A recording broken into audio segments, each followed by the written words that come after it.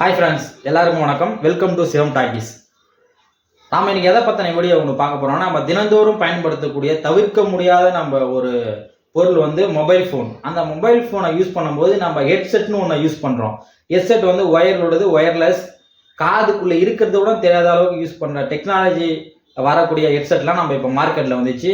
பலவிதமான டைப்பில் வரக்கூடிய ஹெட்செட்டை நம்ம யூஸ் பண்ணுறோம். அந்த ஹெட்செட்டை யூஸ் பண்ணுறதுனால நம்மளுக்கு என்னென்ன விளைவு வருது, முக்கியமான ஒரு பாதிப்பு வருது. அதை பற்றின ஒரு குட்டி வீடியோ தான் இந்த வீடியோவை ஸ்கிப் பண்ணாமல் லாஸ்ட் வரைக்கும் பாருங்கள். முக்கியமான ஒரு வீடியோ என்னன்னு பார்த்தீங்கன்னா, நம்ம தொடர்ந்து ஹெட்செட்டை யூஸ் பண்ணிகிட்டே இருக்கும்போது நம்ம செவித்திறன் வந்து பாதிக்கப்படுதான். இதை நான் சொல்லலை, இப்போ சமீபத்தில் நடந்த ஒரு ஆய்விலேயே சொல்லியிருக்காங்க. என்ன சொல்லியிருக்காங்கன்னா, நம்ம தொடர்ந்து ஒரு நாளைக்கு 2 மணி நேரத்துக்கு மேலே ஹெட்செட்டை யூஸ் பண்ணும்போது செவித்திறன் பாதிக்கப்பட்டு காது சுத்தமாக கேட்காம போகிறதுக்கும் வாய்ப்பு இருக்குதுதான். அதனால் மக்களே, மேக்சிமம் ஹெட்செட்டை யூஸ் பண்ணுறதை தவிர்த்துருங்க.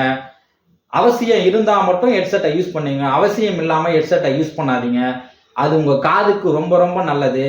காது வந்து சேஃப்டியாக இருக்கும், எந்த பாதிப்பும் வராது. ஸோ மக்களே, பிடிச்சிருந்தா வீடியோவை லைக் பண்ணுங்கள், சப்ஸ்கிரைப் பண்ணுங்கள், பெல் பட்டன் அழுத்துங்க, எங்கள் சேனலுக்கு சப்போர்ட் பண்ணுங்கள். ஓகே.